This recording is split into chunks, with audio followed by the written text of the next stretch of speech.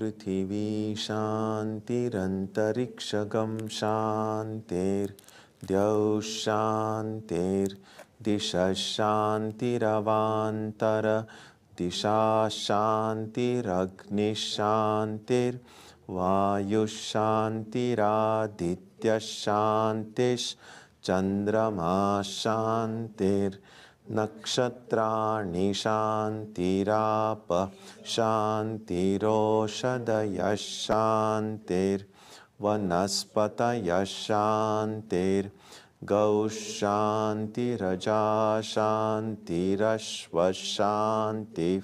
Purusha Shantir Brahma Shantir Brahmana Shantir Shantireva Shanti Shantir Me Astu Shantihi. May there be peace on earth and in the sky. May there be peace in the water and in all directions. May there be peace in the plants, in the trees, and in animals. May there be peace in the hearts of all beings. May there be peace in everyone and in everything. Sarvetra sukhinas santu, sarve santu niramayaha, sarve bhadrani pashyantu, ma kaschit dukkha bhag bhavet, sarvastaratu durgani, sarvo bhadrani pashyatu, sarvas sadbuddhimapnotu, sarvas sarvatra nandatu. May all be happy and healthy. May all see what is good, and may no one experience misery. May all overcome their obstacles and acquire good tendencies. May people everywhere find joy and fulfillment.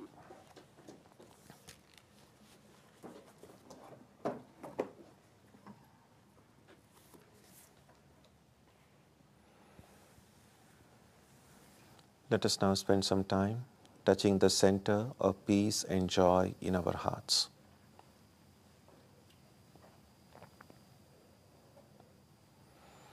A good way to begin the practice is to withdraw the scattered energies of the mind and bring them to rest on one point. That point can be our own breathing. Let us therefore practice breathing with awareness.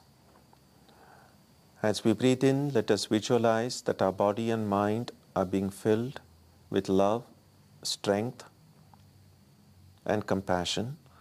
And as we breathe out, let us release all the stress, anxiety, and exhaustion in the body and mind. Let us practice this way for a while.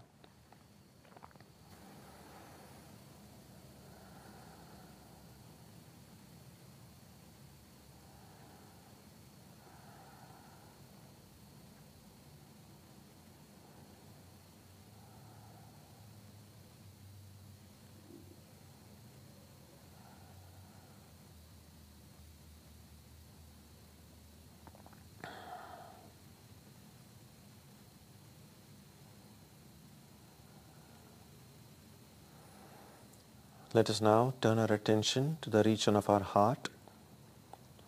Although God is present in everyone and everywhere, it's easier to find the presence of the Divine in our hearts. We can meditate in any way we have been taught. To remain focused, we can take the help of a short mental prayer or a mantra or a divine name. Let us now spend some time dwelling on the presence of God in our hearts.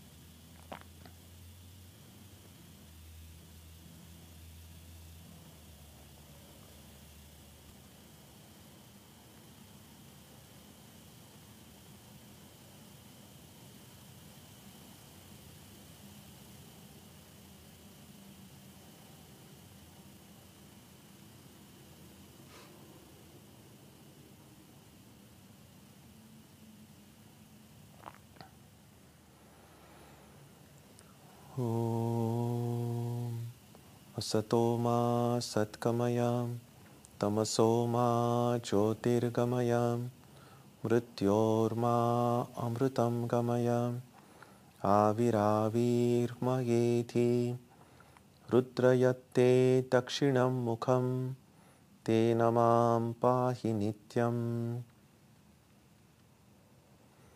May the Divine lead us from the unreal to the real, from darkness to light, from death to immortality. May the Divine Consciousness fill our hearts and protect us.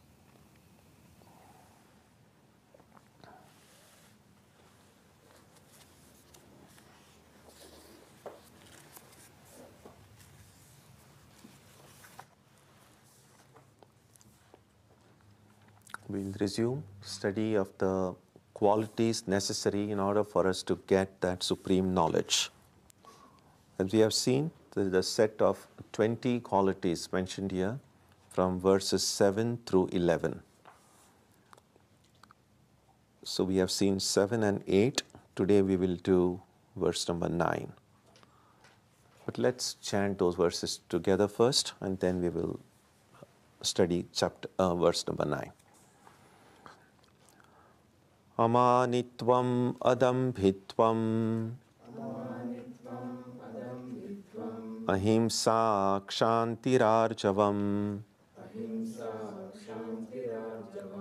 acharyopasanam shaucham sthairyamatma vinigraha indriyartheshu vairagyam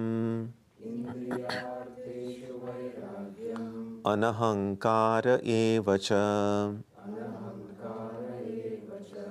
janma mrityu jara vyadhi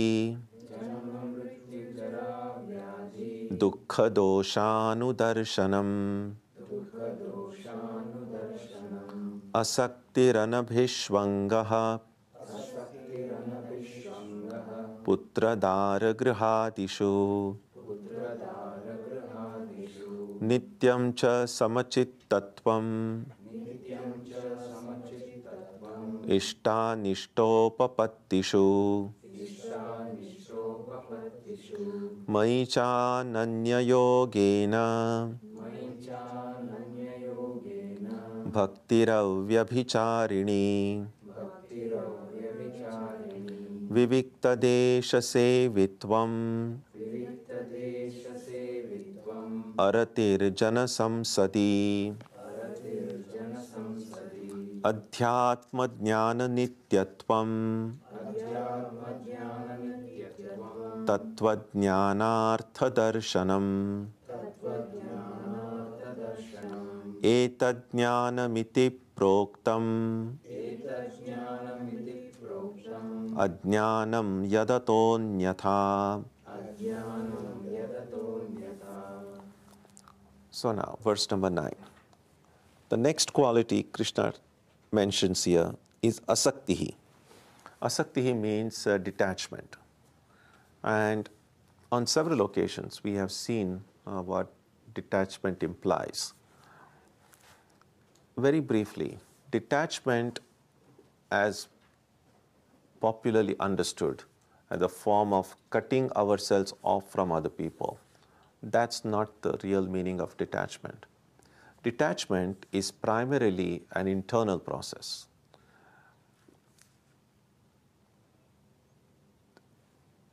Our mind has the impressions of all our actions, all our past actions, physical and mental. And it is these mental impressions, called samskaras in Sanskrit, when an appropriate trigger is found externally or internally in the form of memory, these samskaras produce desires in the heart. And it is the will which goes and grabs those desires, which then leads to action. So it is the attaching of the inner will to the desire and transforming it into action, that is attachment, because it is that attaching of the will to desire which leads to karma, which then will lead to the result of karma, and then you are again caught up in that cycle of joy and sorrow, which is really the story of our life. The question that we need to ask is,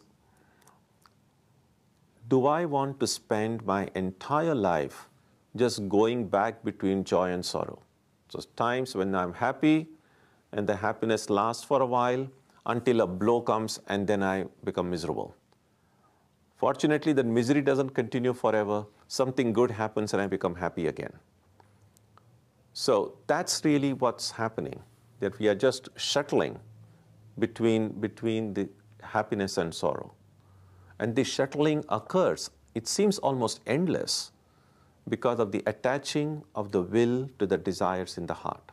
Now, detachment means the will decides. Not all desires are bad. Attaching to every desire is not necessarily bad, because there are some wonderful desires in the heart which are strengthening. So, for instance, a desire to study the Gita, you don't have to detach yourself from it. Or a desire to help other people, you don't have to detach yourself from it. So the will gets to decide what desires I should attach to and what desires I should detach from. And a simple test, as I mentioned the earlier occasion, all that we need to ask ourselves is that this desire in my heart, if I make an attempt to fulfill this desire, will it make me stronger or will it make me weaker? Anything that goes to make me stronger, either physically, mentally, morally, emotionally, is good for me. Anything that goes to make me weaker is not good for me. So we have a relatively simple test to determine where I should attach myself and where I should detach from. Now, if it is this internal attachment and detachment that manifests externally, so attachment and detachment both are primarily internal processes, but then they manifest externally. For instance, if I attach myself to the desire to study the Gita, then externally, I'm going to pick up the Gita and start studying it. Now, what others will notice, what others can see, is that I've picked up a book and I'm studying. What others don't see, that before I picked up the book, this desire for it had cropped up in my heart and I had attached myself to it. So attachment and detachment, first of all, are primarily internal processes. Very important to remember. It's not about cutting yourself off from others. Oh, because that's how the word we used. I'm detached from this. So, but this detachment as used in Vedanta is primarily an internal process, and that's very important. So Krishna is here not, although the word detachment is there, what it means is detaching from the things that take me away from my spiritual ideal. All of us are already practicing both. We have attachment and we have detachment also. But our present attachments and detachments are not so much within our control.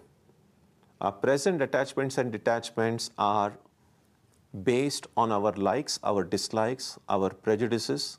So there are things we like, there are people we like, there are places we like, and we are naturally attached to them. And there are places we don't like, there are certain kind of foods we hate, there are certain kind of places we hate, and we are automatically detached from them. So we have already attachment and detachment in life, except that it's already based on our likes and dislikes. Now we need to change that.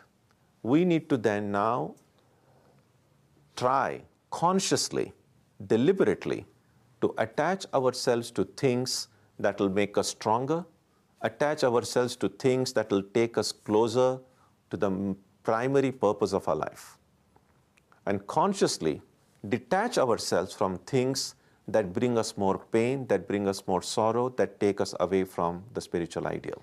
It's interesting. Sometimes we do things and then we suffer. And oftentimes, no one is forcing us to do these things. We do the things ourselves and we suffer. And we might say, why would I want to do things that bring me pain? Now that's where I say that it's very unconscious, mechanical things we do. If we just pause to think that yes, the first time I make a blunder, that's excuse because I didn't know what the outcome was. But the second time I do the same blunder, in spite of a bitter experience the first time, then I have no one but me to blame. It's like if you step on a banana peel unconsciously and fall down, the first time you fall down, excused, because well, you're not looking, you're not walking carefully, or you didn't know that you would slip and fall down. But next time you see a banana peel and you say, well, I fell down last time, this time I won't, and you again step on it and you again fall down, then you have no one but you to blame, because that means I didn't learn from my previous mistake. So attachment and detachment and applying them at the right place, at the right time, in a right way, that is what Krishna is suggesting here. One who can do that, such a person has the necessary quality to attain spiritual knowledge. Next, anabhishvangaha putra dar grihadishu. Anabhishvangaha means non-identification. And he mentions here three things. Putra dara grihadishu. Putra means children, dara is your spouse, griha is your home, and adi means etc. and other things. And we might say, well, why mention these three? Could have mentioned any three. Well, that's Krishna's prerogative, what he should have mentioned. But it's also to be seen that oftentimes in our lives, it's the people closest to us that we tend to get attached to most. We tend to get identified with most. And that's why he mentions here three examples: children, our spouse, and of course the home that we live in. And adi would include, etc., would include everything that you see as somehow belonging to you. Everything that you see as somehow connected with you very closely. Now, he says, anabhishvangaha means don't identify with them. Again, this is so easy to misunderstand. Well, don't identify with your family. Should I hate my family? Don't identify with the home. That means if anything happens to my home, should I not be worried about it? That's not the meaning here. Of course, you have to take good care of your home. You have to take good care of your family. But how necessary is it for me to identify with my family in order to take good care of them? Is it possible to take good care of my family and not be completely identified with them?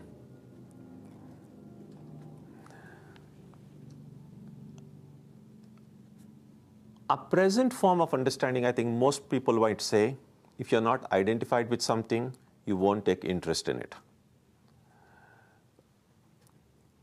What Krishna is actually contesting that view. What he's saying is this: when there is love, when there is genuine love, we will automatically take care of the things that we love. Identifying with them is optional. In fact, it's not even necessary. Because identifying with something blinds us to some extent. We are not able to see things clearly and objectively if we are identified with it. The example sometimes Ramakrishna used to give is that if two people are playing a game of chess, and of course there are these two players who are playing chess, and each of those players obviously wants to win the game. So each of those players is looking at the game from his or her own perspective. That I want to win, how can I defeat the other guy? And the other person also thinking in the same way. Now, and you are just watching the two people play that game.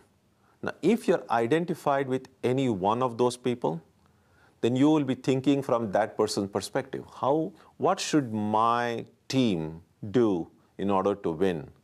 And what blunder should the other team do in order for them to lose? When you're identified with one, and not the other, you don't have as much objectivity as someone who is not identified with either of them. And so Ramakrishna said, if there is some neutral player watching the game who loves the game itself, but really doesn't so much care who wins the game. He really wants to see a really tough, good game being played. Such a person, because of having that objectivity not getting clouded by being identified with either of those teams, will be able to, first of all, enjoy the game more, but not just enjoy the game more. That person might be able to see some of the moves which the players involved themselves may miss. And we see that oftentimes. Now, for instance, this is the kind of the heat of the election season, and you have all this big campaigning and everything going on. Now, if you are identified with any particular party or any particular candidate, you can still enjoy it, but you will not enjoy it as much. You will enjoy it when your candidate is winning. You will not enjoy it so much when your candidate is losing, first of all. That's very clear if you're identified with any one of the two. But more than that, if I am identified with any one party or one candidate, we oftentimes then become blind to the weaknesses of those that we see as our own, and we become hypercritical. We may see faults and mistakes in the enemy party, so to speak, and we become blind to ours. And that kind of takes away our objectivity. But if you're just an observer, not very easy to be just not being identified with either of them. But then, if at all you can manage that, then you will be able to see the strengths and weaknesses of both sides without any difficulty. Now, if we want to be helpful to our family, if we want to take good care of the things that we have, if we want to take good care of every possession that we have, then more the objectivity we have, the better the care we will be able to take. And so that's the sense in which it is said non-identification. Because if you are identified with it,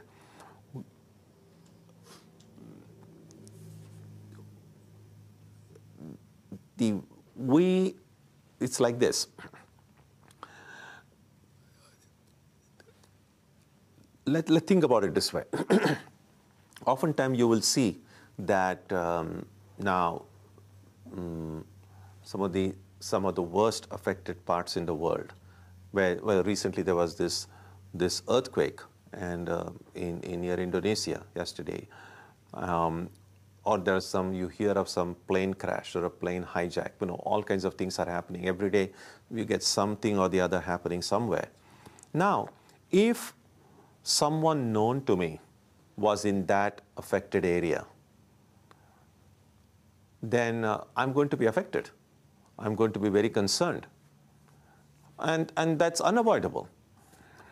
But if I'm affected so badly, then even if, let's say, the place isn't that far away, the place is very close, but I'm so completely paralyzed to hear that someone very close to me may be in that danger spot, I will become incapable of actually going and helping because I'm completely affected by it. And that's why, of course, you have these firefighters come in or these rescue workers coming. Now, if the rescue worker has someone of their own, it will be very difficult for them to function because their emotions, their feelings, their fears would interfere in the work that they do. But all these rescue workers or firefighters, they are neutral. I mean, they want to help, but these kind of feelings of attachment, they are free from it, and that's why they are able to do their work well.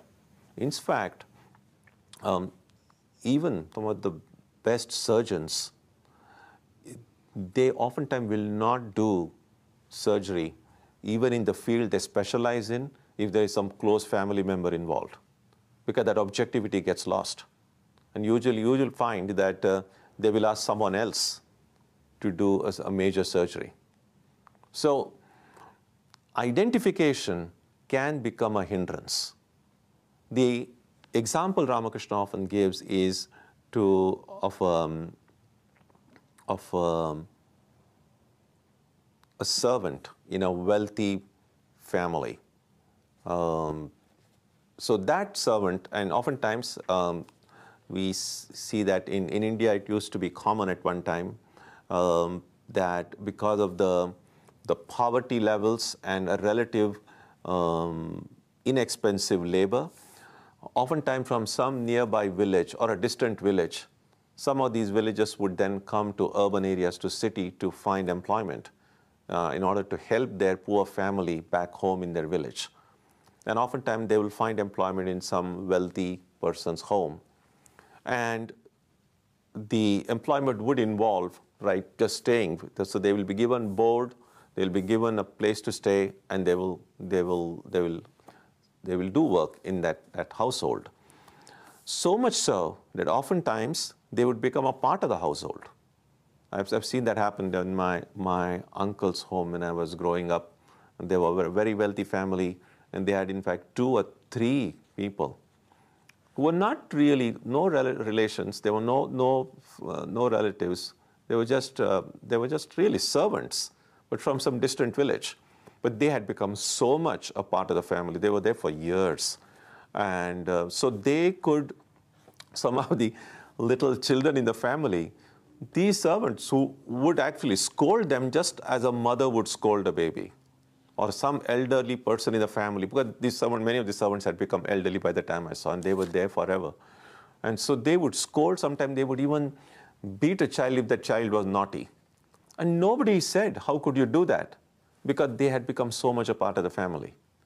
But while everyone treated them as a part of the family, deep down in their hearts, they knew who they were. They never forgot who they were. They knew that, well, these people are wonderful. They are so kind. They are so good. They treat us as if we are their own. But they know deep in their hearts that their real family is back home in the village. That if they really mess it up, these people can anytime say, pack up your things and leave. So Ramakrishna said we should live in the world that way. That this example that I gave, that they lived in the family, they treated everyone with love. They treated the children as their own children. But deep down, they knew that their own children are actually back home. So that is how a devotee of God lives. That is how a spiritual seeker lives. That recognizing that my true home is with God. And that's what we say. God is my father. God is my mother. If God is my everything, and if we really mean it when we say that, then if God is my everything, if God is my father and mother, then what about the father and mother that I have at home? If God is my everything, if any one of us dares to say that I believe in God and God is my everything. If God is my everything, then what about the everything that I have here? That's the question. And the example that Ramakrishna's example is so helpful, that it's not to say that we disown the people and friends and family that we have here. Of course they are our own. Of course the things that we see as belonging to myself are my own. But deep down, I should know that one who is really my own is God. That's how a devotee thinks. But one who is really my own is the Spirit. Because, first of all of these things that I see as my own can be taken away from me. And we know that this happens. We know from our own life, our elders in the family, our parents, our grandparents, sooner or later, we are going to lose them. Sooner or later, just as we are getting old and we are going to die, those who are older than us will one day die also.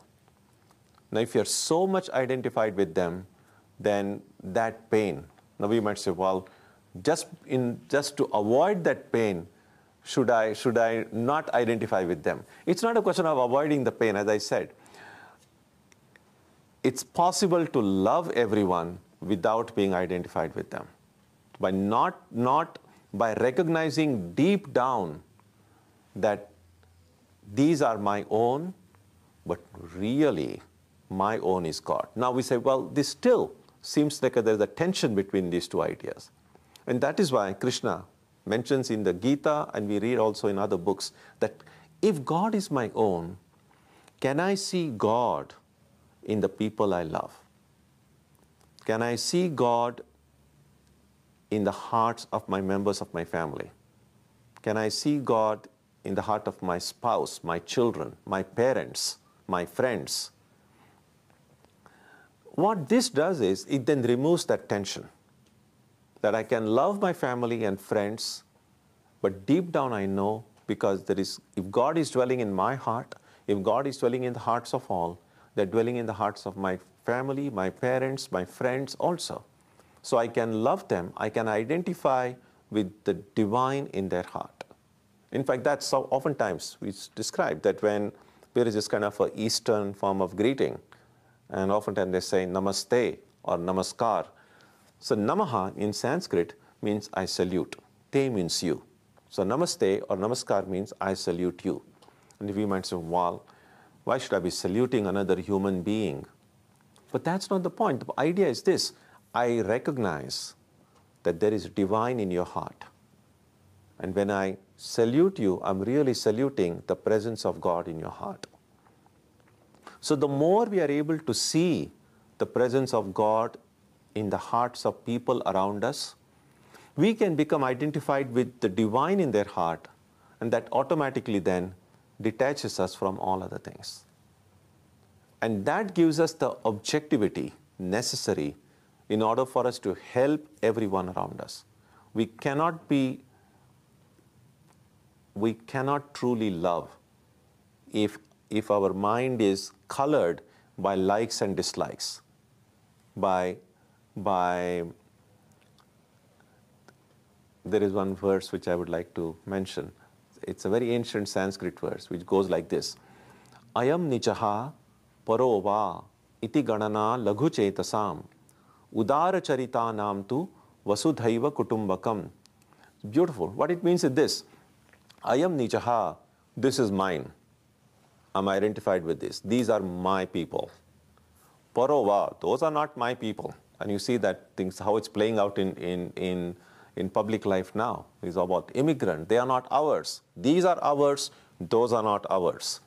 So this way of thinking, Ayam nijaha parova iti ganana, this way of thinking, laghu chetasam. Laghu means small. Chetas means the mind. So laghu chetasam means small-minded people. So what the first line says, small-minded people make a distinction, such as this is mine, that's alien, those are not mine. The second line says, udara charitanantu, those whose hearts have broadened out, those whose hearts have become truly universal. Vasudhaiva kutumbakam, Vasudha means this whole earth. Kutumba means family. The whole world becomes one family. So this anabhishwangaha, non-identification, what it does is, I get identified with, say, how much can you get? If you get identified with the whole creation, you are enlightened. But most of us are not identified with the whole creation. We make a distinction. This is my family, this is my friends. The moment I say this is mine, even though I may not say it, I'm automatically saying the other things are not mine. Like I'm close to these, I'm away from those. So that means my mind is still limited. And if I'm still small-minded, making this distinction between mine and not mine, then I haven't yet become fit for that highest knowledge. Because the highest knowledge is about breaking down all walls. It's breaking down between mine and not mine. So that's another one reason why this non-identification is a virtue. So do not make the mistake of thinking this is like, Krishna is saying, hate your family or don't care for your family. That's not what is being said here. What is being pointed out is the shortcomings of this identification, that we can rise above identifying with limited things and truly become universal. Because love, if it's real love, it knows no boundaries. I cannot say, I love these things and I hate other things. There is an incident, an anecdote in the life of one Sufi saint. Her name was Rabaya. She hailed from what is present-day Iraq. She's a great saint. And so in her life we read that one day when she was deep in prayer, two angels descended from heaven and asked, Rabaya, do you love God with all your heart, with all your soul, with your whole being? Do you love God? And she said, yes. And then the angels asked her, do you hate everything that the devil has brought? Do you hate everything which is against God? And then she said, my love for God leaves me no place to hate anything. Now that's what true love means. Because otherwise, there are people everywhere. You'll find, oh, I love these things, I hate these things. But that's not love. Love knows no boundaries. And so, anabhishvangaha, non-identification means to truly love, without this kind of a barrier between mine and not mine. Nityam cha samachittatvam. The next quality here Krishna refers to here is Nityam cha samachittatvam ishta nishta upapattishu. Can I be even-minded? And again, none of these are easy to practice. But this is what we need to make a conscious effort to develop in our lives. So Nityam cha samachittatvam ishta nishta upapattishu. Always being even-minded, whether good or evil befalls. Now, everyone's life, no exception. Everyone's life, there are good things have happened, terrible things have happened. And when good things have happened, we are happy. When terrible things happen, we are miserable. If that's what has happened up to our life so far, we are no exceptions. Because, well, that's what happens in everyone's life. What we notice is this, that if our boat of our life, so to speak, if you use a metaphor, every time the wave goes up, the boat goes up. Every time there is a descent, it goes down. As I said right in the beginning, our entire lives can pass that way. And just getting pushed from one end towards joy and from push again towards sorrow, we will have no freedom then to navigate the boat of our life towards the destination we want to go to. And so we need to find a way by which we will remain unaffected by these winds. So if I'm a sailor and if I'm going in a boat and there is this strong wind comes from this side and the boat is not under my control, I'm kind of thrown, sent in a completely, I want to go this side and the wind takes me in this direction. Not at all in the direction I want to go to. And again, I try to navigate my boat. Another wind comes here and sends me in this direction. So I can be like a pendulum. I want to go this way, but the wind is pushing me this way and this way and this way and this way. That's what is happening, joy and sorrow, and the spiritual ideal is there. So if I'm continually going this way and this way, there is no way I can proceed. I need to find a way by which I can remain unaffected by that joy and sorrow. And that is what this quality Krishna is referring to. Being even-minded. Sama means even. Chitta is mind. Now, what are the ways that will help us? What are the ways of thinking that will help us remain even-minded? And one of my favorite verses about this, I have quoted so often that you probably have heard it infinite number of times, but you're going to hear it once again today. And it is this verse. It's from a book called the Panchadashi, which we studied a few years ago in our Wednesday classes. The verse goes like this in Sanskrit. Yat abhavi na tad bhavi, bhavi chet na tad anyatha, iti chinta vishagnoyam bodho brahma nivartakaha. If you remember this one verse and truly try to hold on to it, you will really make good progress in remaining even-minded. And what this verse is, it's basically just common sense words really, but it's something that we so often tend to forget. So what this verse is saying is this: that which will not happen will not happen. Whatever is going to happen, it's going to happen. Well, that's pretty obvious. What's not going to happen is not going to happen. What is going to happen is going to happen. Remembering this, people become free from delusion and the poison of anxiety.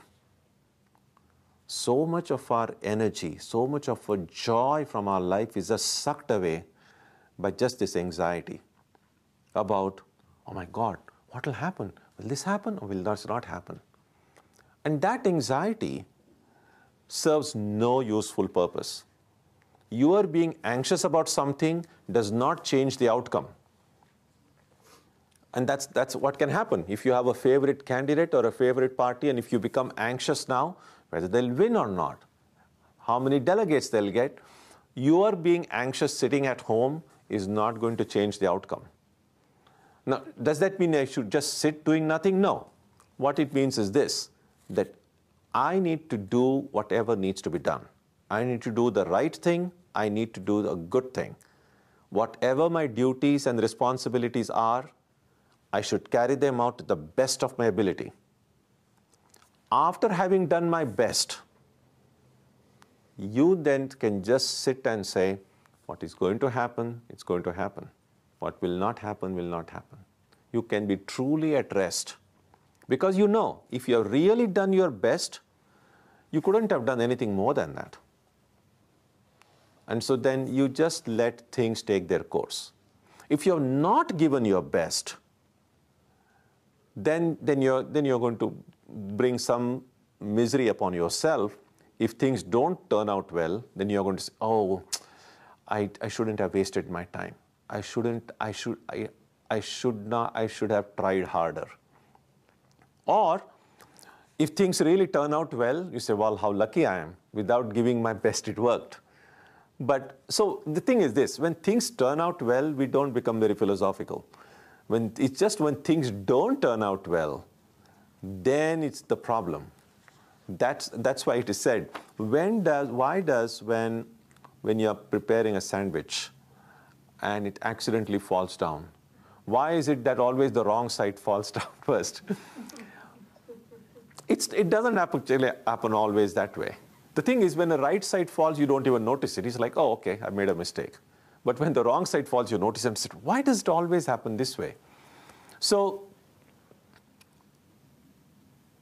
the message is this, that I need to give my best in whatever my duties are, responsibilities are. And then, even if the thing doesn't work out the way you did, you have the satisfaction. I tried my best. I couldn't have done anything more. So being anxious about the outcome will not change anything. And the second thing, and that this insight also helps, is this. Actually, this morning, I was at a panel discussion at MIT at 1 o'clock, and as the morning was just raining and cloudy, and I was thinking, well, and I was going to walk to MIT, and I said, wow, if it's going to rain like this, how am I going to walk? So I was just sitting at my desk. I was doing whatever needs to be done. I was just doing my work. But then after a little while, by about 10 o'clock, 11 o'clock, I saw the sun came out. And there was no sign of rain, and I was able to walk without any difficulty. Everything went off well. I mention this only to show that even when you see clouds in the sky, they are not going to be there forever. Sometimes you're just sitting by your window, and if there's nothing else to do, you can just watch. In fact, it's a very beautiful sight. There's a cloud, And then if the sun is hidden behind a cloud, when the cloud passes, then suddenly you have more sunshine. Then maybe another bigger cloud comes and covers it. At some point, we need to look at our life that way. That when things are going really well, there is great joy and contentment, wonderful, the sun is shining. And when things are not going so well, then maybe some kind of a dark cloud has come and has hidden that sun. But it's a cloud after all. It's not made a permanent home there. So it's going to move, it's going to go, and the sun is going to come out again. And that is the reason why we should not get too much elated by joy or get too much depressed by sorrow, because neither of these things last forever. They are like passing clouds, they come and go. And that is why two of the essential qualities, even for the development of real devotion, in Ramanuja's commentary on the Brahma Sutras, he mentioned these two qualities. And one of these is, he says it is Anudharsha and Anavasada in Sanskrit. Uddharsha means just excitement with joy. Anudharsha means don't get too excited when wonderful things happen. So, of course, be happy. It's not like when wonderful things happen, you just sit there with a very stony face. That's not the idea, of course.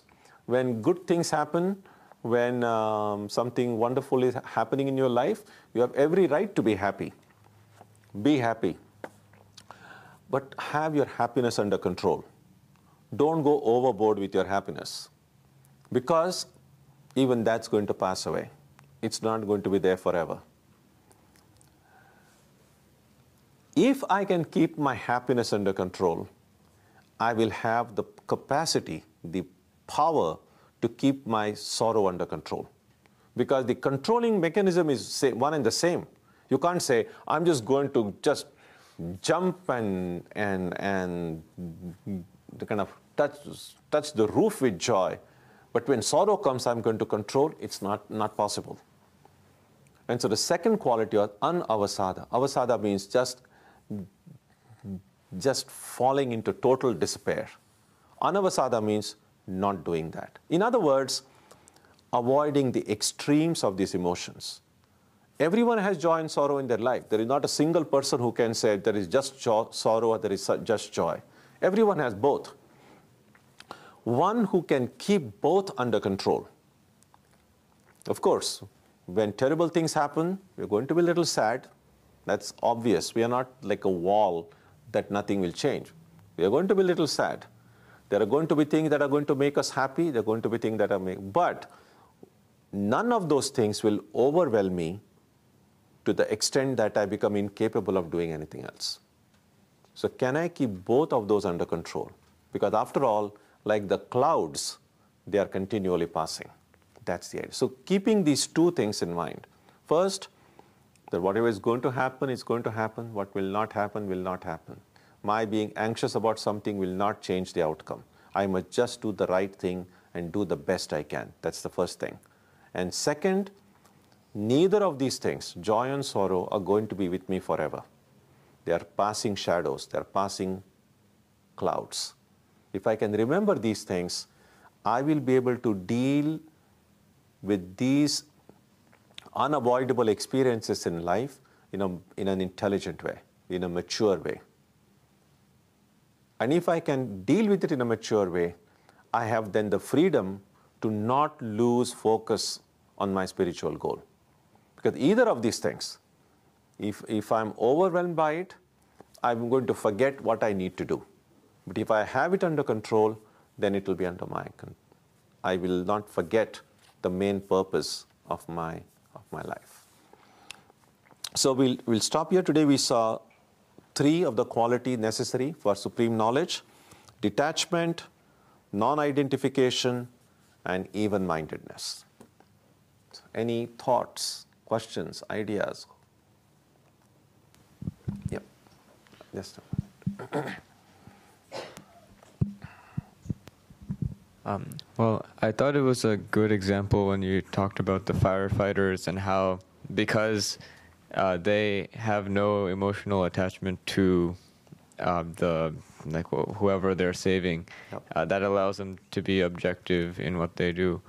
And I thought, well, if like a personal goal would be to try to become more objective in that sense, so that I mean, if you are trying to, let's say, help your family member, then you want to help in a way without feeling attached, like, to the outcome of what might happen. So then, is there, do you think it's a matter of practicing, just like doing your best and then not being attached to the outcomes? Or do you think there's actually, like, do you think it's through the experiences with, like let's say with the family member, that you would be able to become like better at like practicing the detachment in the way that's intended? Yeah, I think if we are able to be even-minded, first of all, in these little ups and downs in our own personal life, then it becomes so much more easier. Then our mind gets stronger, and then we are able to kind of remain even-minded, even when things that happen to people we see as our own. Because sometimes you'll see if there is a family crisis, and like most people in the family will be like, oh my God, what to do now, and so on.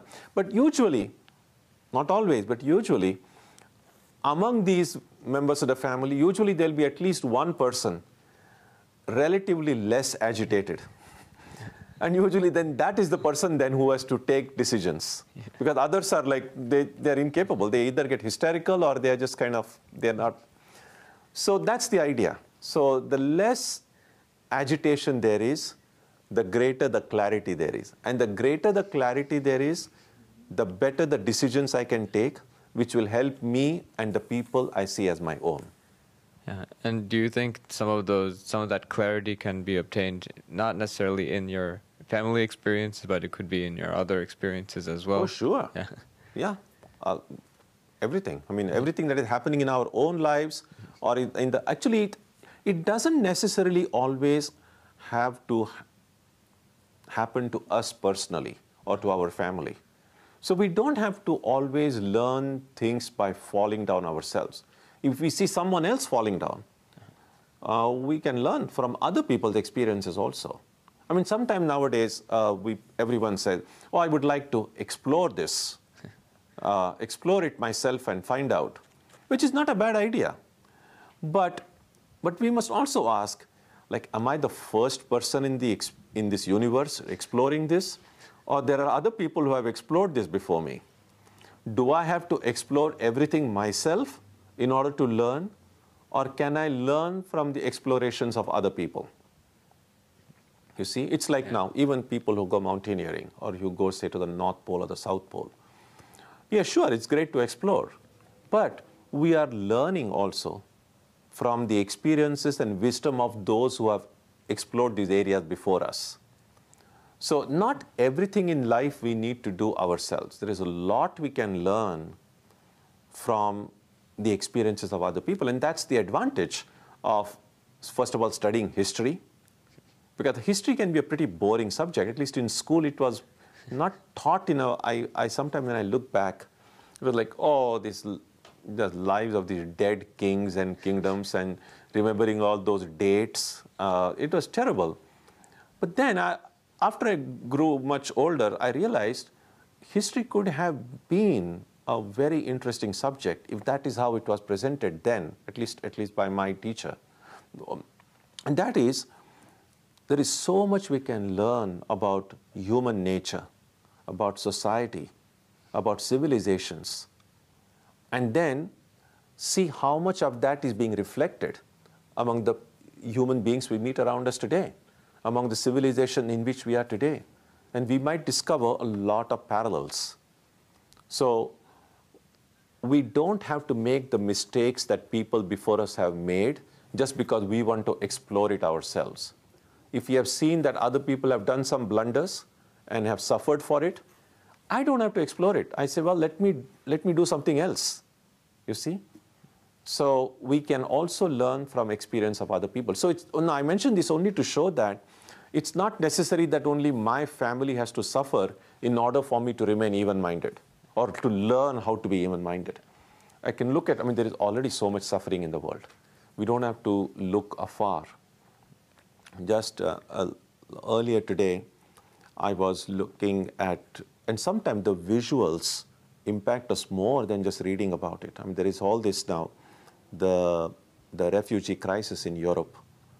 And I was just seeing some of the photographs in the Atlantic Monthly about all these refugees from Syria and Iraq, and they're kind of entering into Europe through Greece, and the Greece-Macedonia border is now blocked. And it's extremely painful. And there are these mothers and with little babies, little children, they have walked miles and miles with no knowing where they'll eat. And then sometimes you just read about it, and sometimes you feel bad when you actually see a photograph. And if you see a visual on a television or something, it's going to impact you even more. So there is already a lot of suffering in the world. So looking at that suffering also, we then can learn and then decide that whichever way is it possible for me to learn from it and try as much as it lies in my power to try to help people who are suffering around me and also my own suffering. It's not like we are not suffering. Every one of us is suffering ourselves as well. So we can then, to the extent we are able to deal intelligently with our own suffering, we then have that experience and that confidence to help other people around us, our family, our friends, deal with their suffering. So it's both. It goes both. We help ourselves and we also help other people. Okay, thank you, Swami. Yeah.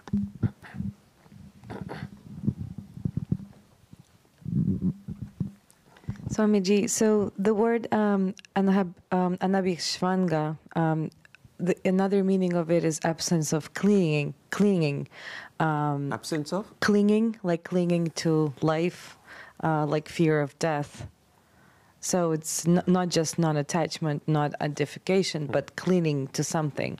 And I questioned whether it also includes fear of death, but because clinging to life affects everyone, even the wise person. Could you talk a little bit about the clinging to actual life? Because especially if one got a glimpse of samadhi and maybe attained part of the supreme knowledge or entire one, why one would want to give up, life and not being attached to it? So no, I think even clinging to life, there is an ignorance involved there.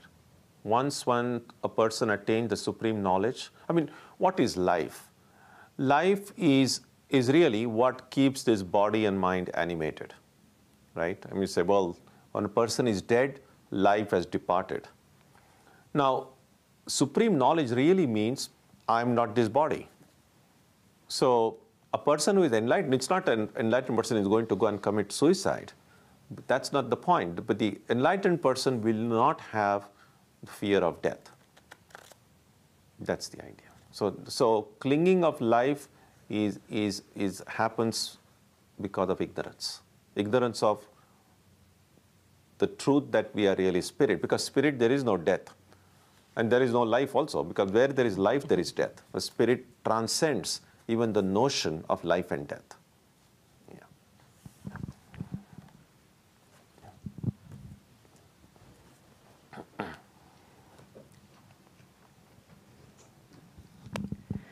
Swamiji, we are talking about attachment and detachment, and to order to detach something, we have to attach with something. And I'm going back to your example of the firefighter. It's true, when they go for their duty, they don't know who they are saving, so they have no attachment physically or emotionally with the people, but they have attached with their job to perform the better, save people. So is it true, or my understanding is correct, that to order to detach, I have to attach with something? Well, it just depends on what word you are using. Of course, they have. If I'm doing some work with full concentration, with one-pointedness, you can either call it concentrated activity or attached activity. It's like my mind is fully attached to it, means I'm concentrating on it. So yes, I mean, attachment, there is attachment itself. I think when the word attachment is used like it's terrible, it's used in the sense that it creates bondage. But if your attachment itself is actually necessary for any concentrated activity, when your mind is fully attached to whatever work you're doing.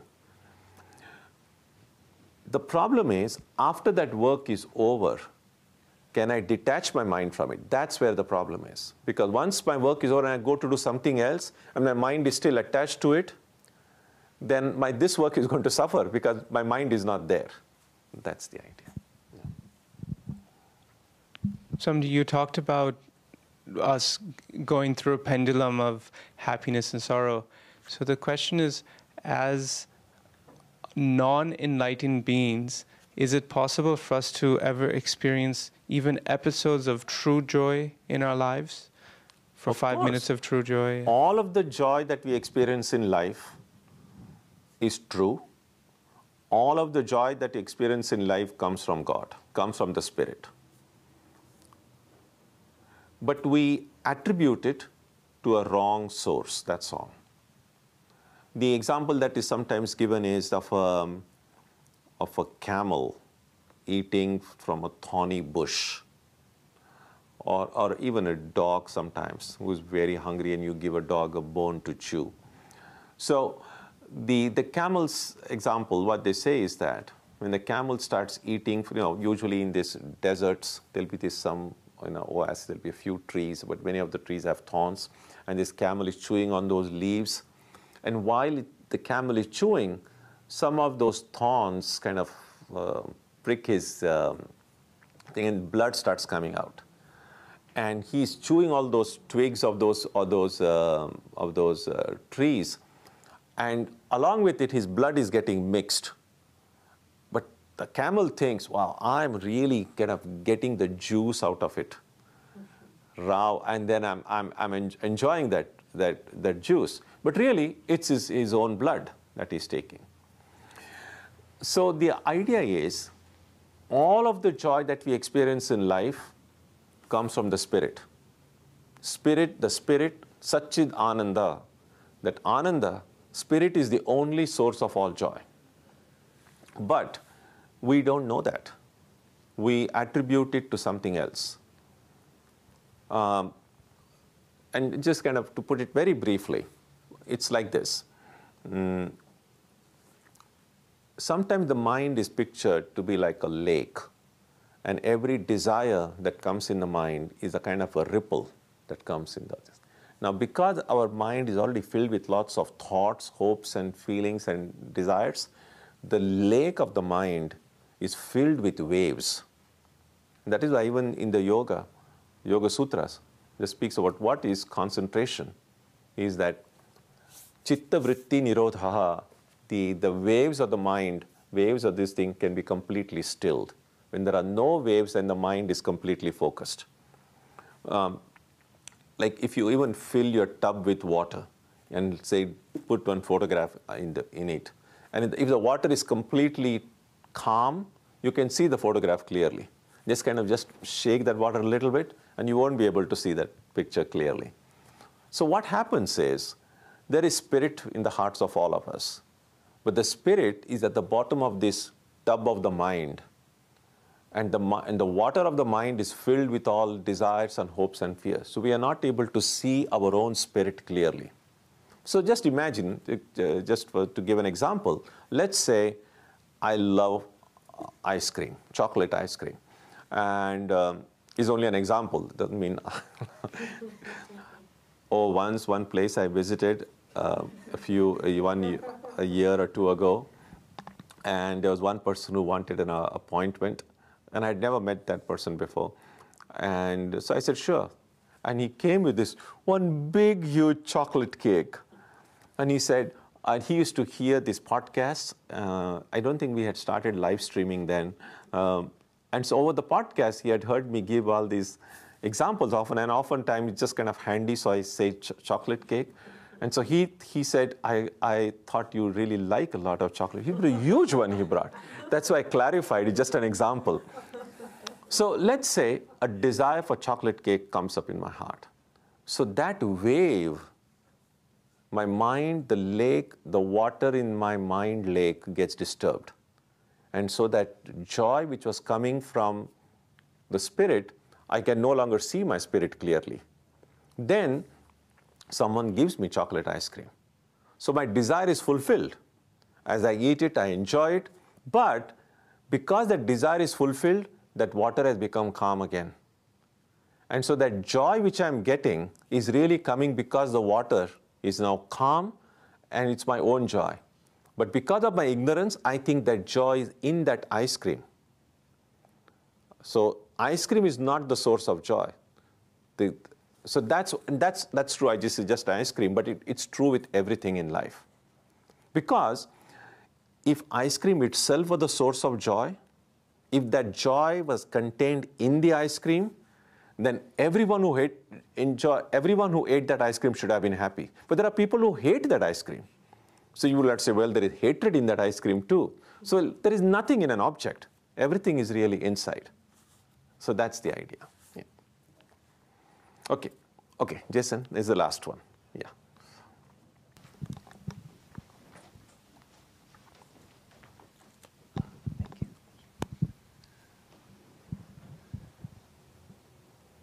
So we often get into relationships because we're looking for joy. Maybe not so much we're kind of thrown into our families, but we choose our relationships based on trying to get something out of them.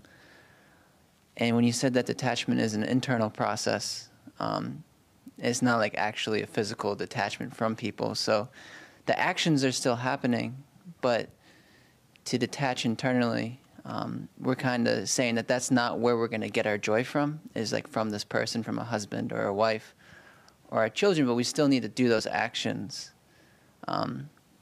especially have those duties. So we need a new motivation for the act, because the actions still have to happen, so the will has to attach to something to motivate the actions.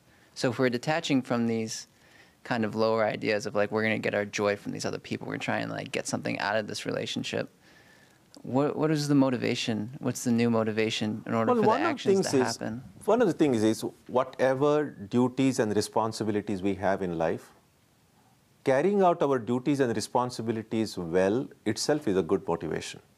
But more than that, if we learn to see the presence of God in the hearts of people around us, in our family members, within our friends, then we can be attached to the divine in them.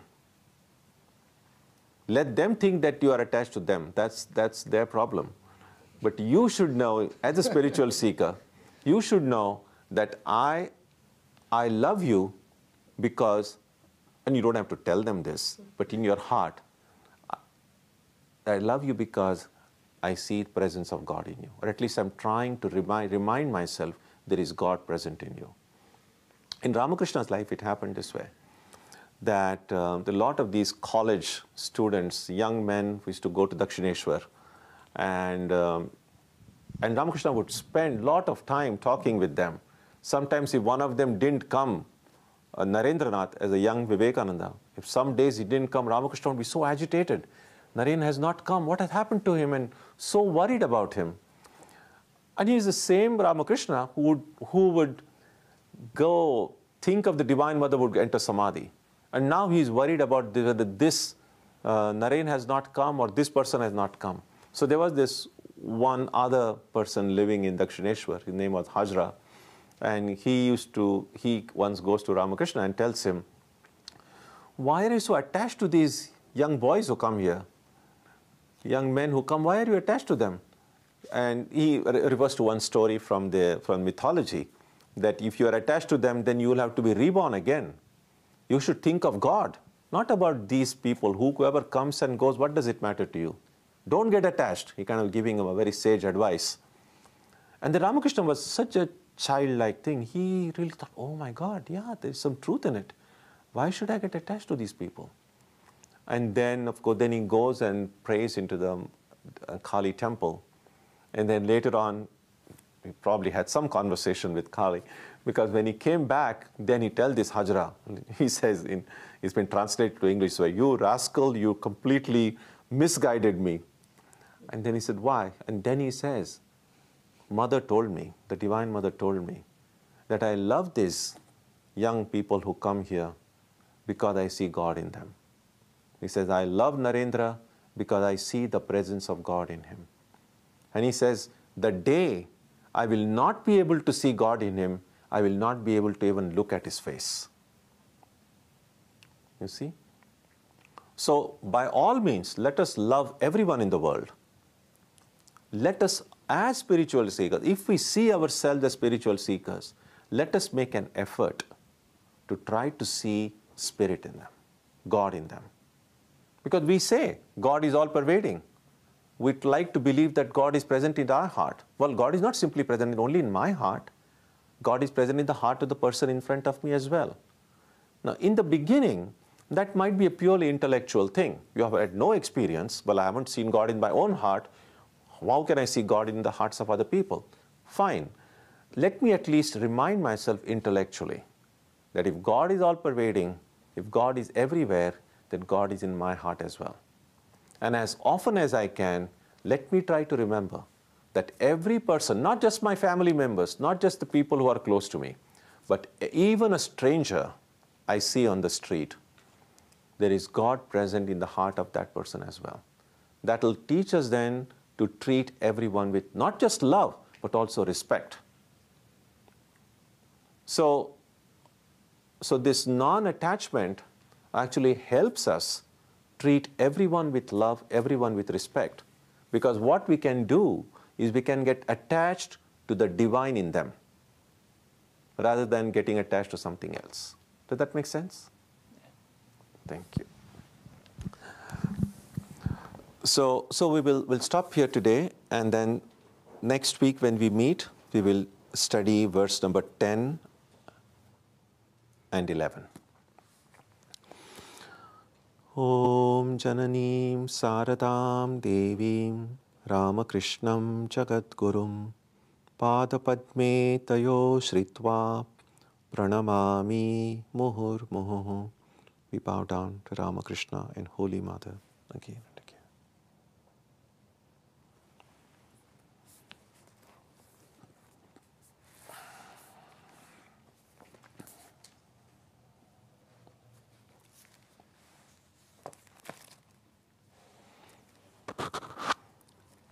On Sunday, our satsangs, the subject will be Not This Time Again. This is a quote, and I had mentioned last time. So this is a quote that comes in our books, and I can give a little further clue if you like. It comes either in the life of Ramakrishna, Holy Mother, or Vivekananda. So if you are able to figure out what this quote and from where it is by Sunday, well, if you're able to figure out before Sunday, you can email it to me, so I will know you have done it.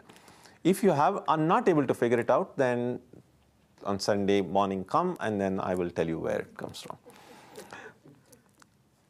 On Monday next, we have a special worship. It's the worship of Shiva. It's the Shivaratri.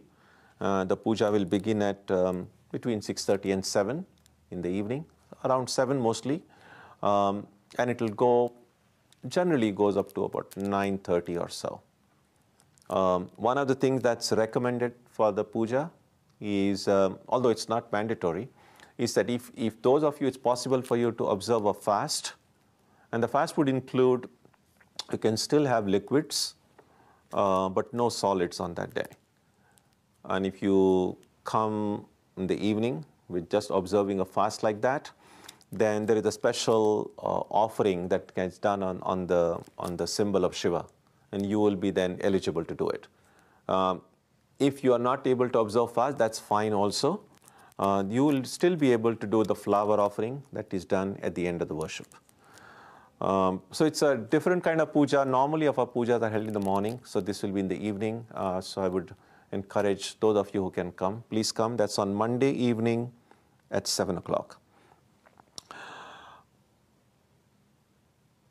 On Saturday and Tuesday, our meditation and arati will go on as usual. The Sunday satsang will be as usual, on not this time again.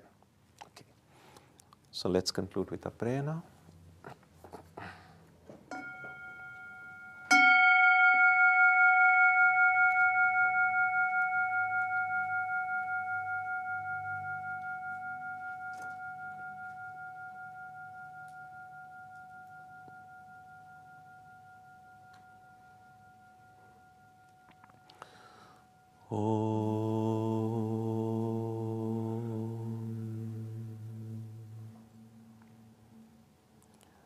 May the Divine Being, who is the Father in heaven of the Christians, Holy One of the Jewish faith, Allah of the Muslims, Buddha of the Buddhists, Tao of the Taoists, Ahura Mazda of the Zoroastrians, the Great Spirit of the Native Americans, and Brahman of the Hindus, lead us from the unreal to the real, from darkness to light, from death to immortality. May we be granted strength, freedom, and clear understanding. May we learn to see God in our own hearts and in everyone around us. May God bless us all and fill our hearts with gratitude, grace, and love.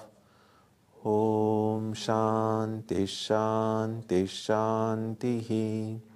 Peace, peace, peace be unto all.